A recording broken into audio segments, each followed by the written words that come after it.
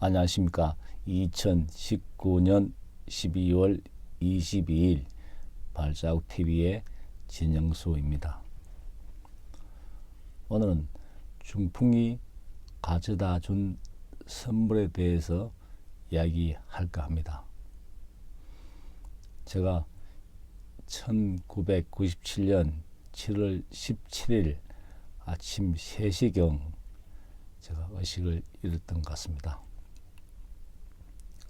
애들만 잠자고 집사람은 학교 방학해서 애들 데리고 연수 갔을 때입니다.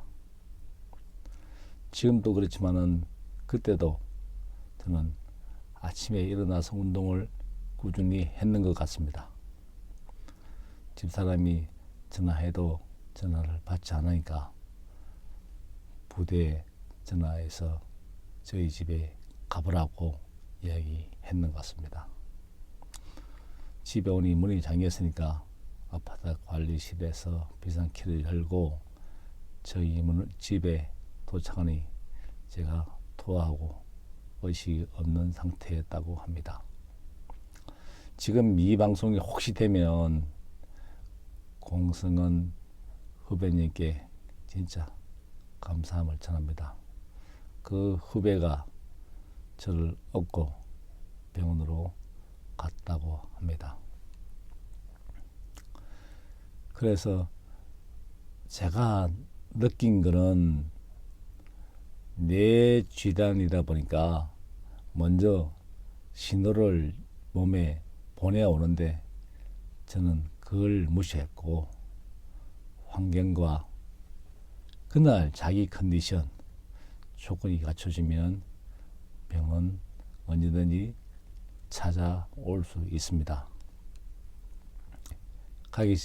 가서 느낀 게 솔직한 심정으로는 좀 쉬고 싶었습니다. 그때 왜 그런 생각이 들었던지 모르겠습니다. 병원 와서 좀 쉬자는 생각을 중간중간 했던 것 같습니다. 물론 부대의 여건상 그런지도 모르죠. 그래서 병원 도착해서 의식이 없는 관계로 지금 생각하니까 저는 말을 못하고 오른쪽 반신불수가 된 상태였습니다. 지금도 그 후유증으로 말이 조금은 어눌합니다. 간혹 그것으로 인해서 오해 아닌 오해가 발생하지만은 여러분들은 지금 현재 기적을 보는 중입니다. 제가 자영업 하다 보니까 특히 부동산 계약하다가 보면 설명하고 이름 쓰는 난이 있습니다. 그 중에서 유심히 저를 보는 분이 계십니다. 그분은 비슷한 환경에 있거나 알고 있는 사람입니다. 그래서 저는 과감히 이야기합니다. 지금 바로 기적을 보는 중이라고 말입니다. 그래서 저는 병을 알리기를 두렵지 않고 그래야지 방법이 있다고 생각됩니다. 3일이든지 일주일이든지 보름이든지 그래서 그 시간 지나고 나면 다시 회복될 확률이 많은데 저는 3시에 발병해서 병원 9시에 가니까 이미 내 세포 일부는 다 죽었다고 회복이 불가능하고 만약에 회복되더라도 후유증이 많이 낫는다고 하고 어쩌면 희망이 없다고 합니다. 제가 병실에 중환자실 병실에 몇 명이 있었는지는 모르겠는데 어느 날 의사 선생님이 와서 그럽니다.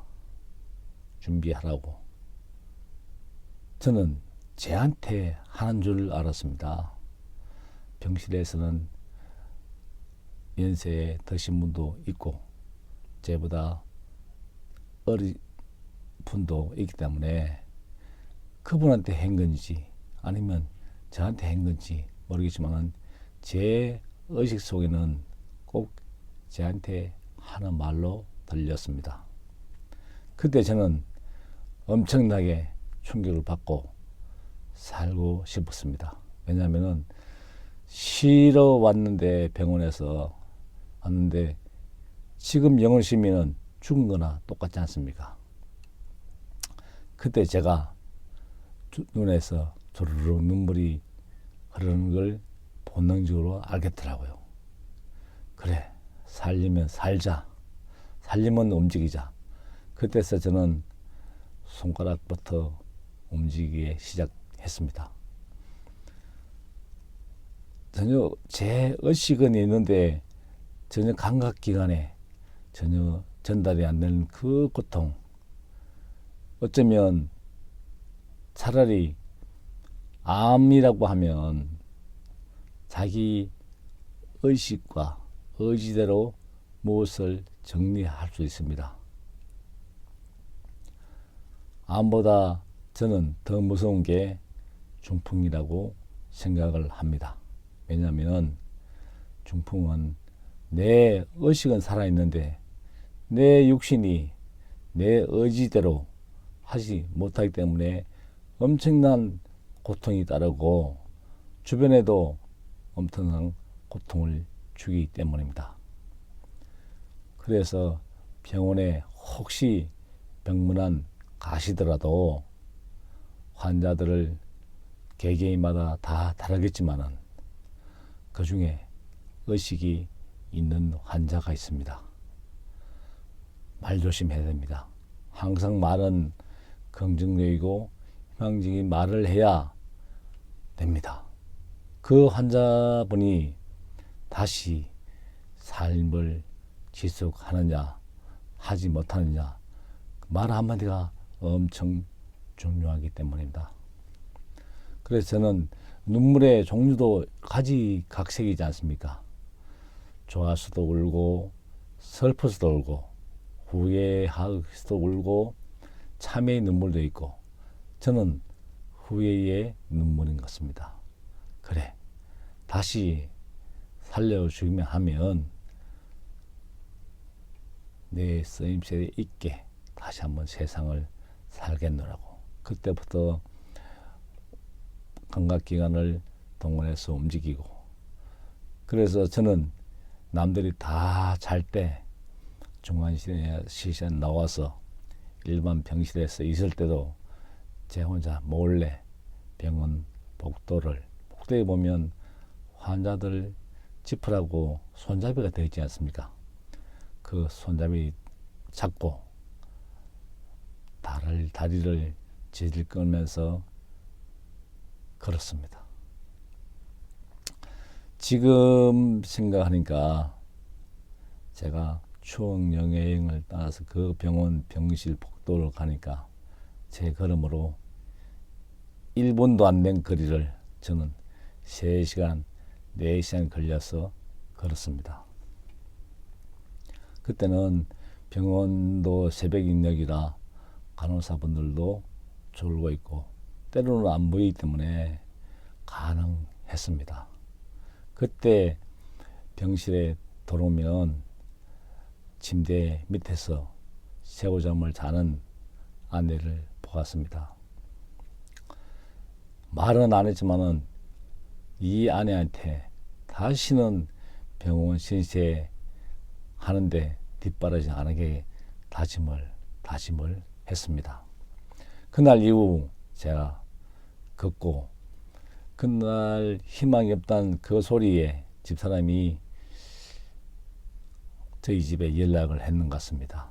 그래서 대구에서 가족들이 다 와서 저를 강제 퇴원시켜서 데리고 갔는 것 같고 그날 이후로 전국 각지를 돌며 좋다는 침과 좋다는 약은 다 먹었습니다. 나를 살린 한마디는 저희 엄마 말 한마디입니다. 영수야, 또 애비 없는 고래자식 성수민이 만들라 카나. 얼마나 사무쳤길래 저 말을 하는가 싶어서 그날 이후 엄마는 새벽에 나를 깨워서 인접 학교에 나가서 저를 잡고 걸었습니다. 걷다가 넘어지고 걷다가 넘어지고 중간에 포기한 적도 많습니다. 짜증도 많이 냈고요. 그래서 다시 살려고 하면 어느 날 아침 운동 중에 엄마가 그럽니다. 다시 살려고 하면 네가 아침에 신문 돌릴 그 심령으로 매일매일 반복해서 그래야지. 지금 네가 나이가 37인데 37까지 네가 네 몸 관리를 잘못했기 때문에 그 병이 왔고, 그 병이 다시 나으려면 37년 세월이 걸리니까 멀리 보고 꼬박꼬박 하면 100% 정상은 아니라도 정상 생활을 할 수 있다고 엄마가 한 말을 기억합니다. 그날 이후로 저는 모든 걸 긍정적으로 받아들이고, 그래, 이미 안 되는 거 지금이라도 시작하자. 그래서 멀리 보는 습관이 생겼고, 가급적이면 매일매일 조금씩 하다 보니 제가 그 5m 걷다가 넘어지고 10m 걷다가 넘어지고, 또 이것이 100m, 200m, 300m, 400m, 어느 순간 제가 학교 운동장 10바퀴 걸을 때까지 넘어지는 게 없더라고요. 그래서 제가 목표를 세웠습니다. 그래, 마라톤을 한번 해보자. 그래서 막연히 계획은 세웠는데 그 마라톤이란 게 쉬운 게 아니지 않습니까? 제 같은 경우에는 몸이 오른쪽으로 반신불수되다 보니까 뭔지 모르게 회로에서 꼬여서 잘 걸어가다가 제 혼자서 넘어지기를 반복했습니다. 지나간 사람들은 왜 그런지를 모릅니다. 그래서 제가 종종 점검 받으러 병원에 가면은 그 신경과 과장님이 그렇게 말씀합니다. 진짜 군인 아저씨는 군인 정신이 대단하네요. 바로 기적입니다. 기적. 왜냐하면 2m, 3m를 똑바로 못 걷는 사람이 제가 군복을 입고 또 막 그러니까 이거는 기적이 따로 없다고 말합니다. 그러면서 한마디 더 붙이는 게, 우리 뇌는 2%도 사실 사용 못하기 때문에 만약에 꾸준히 반복하면은 옆에 있는 뇌 세포가 대신 해줘서 100% 회복은 불가능하지만은 정상생활 하는 데는 문제 없을 정도로 된다는 희망을 주었기에, 저는 그 말 속에 엄마 말도 있고 그 과장님 말도 있고, 그래서 매일 조금씩 멀리 보고 걷는 습관이 들었습니다. 그래서 제가 느낀 게, 갑자기 뭐든지 갑자기 되는 게 이상하지 않습니까? 공을 들이고 꾸준히 하다 보면 찾아오는 선물이 저는 중풍이 가져다 준 선물이라고 생각을 합니다. 제가 만약에 중풍이 안 들었다면 제가 꾸준히 지속적으로 열심히 한다는 그 생각도 못했을 뿐더러 오늘 이런 자리도 없었기 때문입니다.